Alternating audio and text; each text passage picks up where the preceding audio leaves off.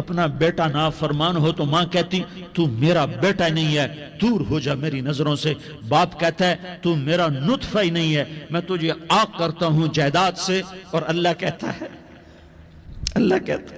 اے میرے بندے، اے میرے بندے، اے میرے بندے، میرے بندے، تم میرے ہو، تم کیوں ڈر گئے ہو؟ کتنوں کو تمہارے گناہ ہیں؟ زمین بھر دی ہے، زمین بھر دی ہے، آسمان بھر دیا ہے، آسمان تک تیرے گناہ چلے گئے ہیں۔ اور نہیں تھوڑے سے تو تیرے گناہ ہیں۔ لا تقنطوا من رحمت اللہ ان اللہ یغفر الذنوب جمیعا، میری رحمت سے مایوس نہ ہو، تم توبہ کرو، میں تمہارے سارے گناہ معاف کروں گا۔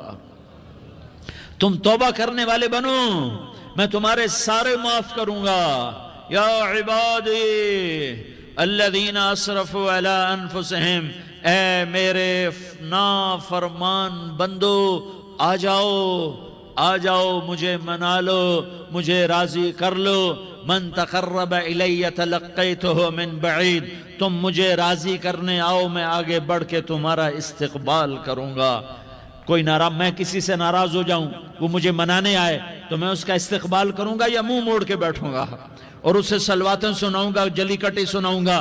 میرا رب کہتا ہے لیاری کا جو مجھے راضی کرنے آتا ہے میں آگے بڑھ کے اس کا استقبال کرتا ہوں۔ میں کہتا ہوں آجا میرا بندہ، میں تو کب سے تیرے انتظار میں تھا کہ کب توبہ کرے گا اور میں معاف کروں گا، کب توبہ کرے گا اور میں معاف کروں گا۔ اللہ کو اپنا بناؤ، اس کے در پر جھکنے کے ساتھ۔ ہمارے گناہوں کی حیثیت ہی کوئی نہیں ہے۔ بنی اسرائیل میں ایک آدمی نے 99 قتل کیے، اس کو خیال آیا میں توبہ کروں، ایک عبادت گزار کے پاس گیا اور اس سے پوچھنے لگا میں نے 99 قتل کیے ہیں، میری توبہ ہو سکتی ہے؟ اس نے کہا ہرگز نہیں، تو بڑا ظالم ہے، تیری کوئی توبہ نہیں۔ اس کو غصہ چڑھا، اس نے اسے بھی قتل کر دیا، 100 کر دیے۔ پھر اس کو خیال آیا میں توبہ کروں، تو وہ ایک عالم کے پاس گیا اور اس سے پوچھنے لگا میں نے 100 قتل کیے ہیں، کیا میری توبہ ہو سکتی ہے؟ کہ بیٹا کیوں نہیں ہو سکتی توبہ؟ ہائے ہائے ہائے ہائے ہائے۔ میرا رب ایک مثال دیتا ہے، کہتا میرا بندہ تو اتنے گناہ کر کہ زمین کو بھر دے، اس خلا کو بھر دے، چاند تاروں ستاروں کو بھر دے، اتنے گناہ کر کہ آسمان کی چھت کو لگا دے، زمین سے اٹھا اور آسمان کی چھت کو لگا دے۔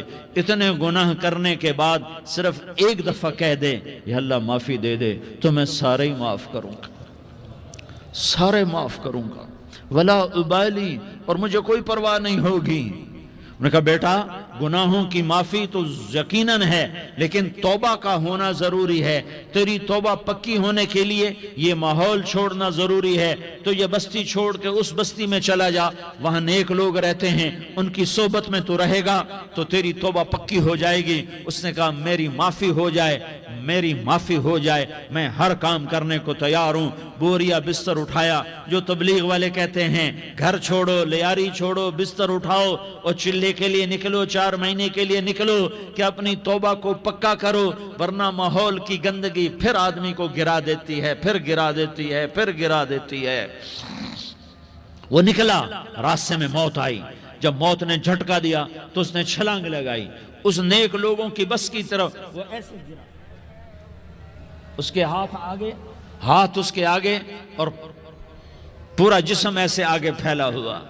اللہ تعالیٰ نے لیاری والوں کو قصہ سنانا تھا تو دونوں فرشتے بھیج دیے، جنت کا بھی آ گیا، جہنم کا بھی آ گیا۔ جہنم والے کہنے لگے مجرم ہے، ہتھ کڑی لگاؤ۔ جنت والے کہنے لگے مہمان ہے، سہرے پہناؤ۔ جہنم والے کہنے لگے توبہ ادھوری ہے، ابھی توبہ پکی نہیں ہے، ابھی نیک لوگوں کے شہر کو پہنچا ہی نہیں ہے کہ موت آ گئی۔ اور جنت کے کہنے لگے نہیں نہیں نہیں، توبہ ارادے سے ہو جاتی ہے، ارادہ کر لیا توبہ ہو گئی، ہمارا مہمان ہے۔ اللہ نے تیسرا فرشتہ بھیجا، جاؤ فیصلہ کرو۔ کیا فیصلہ کرو؟ وہ یہاں مرا پڑا ہے، یہ اس کی بستی ہے، یہ نیک لوگوں کی بستی ہے، وہ یہاں مرا پڑا تھا۔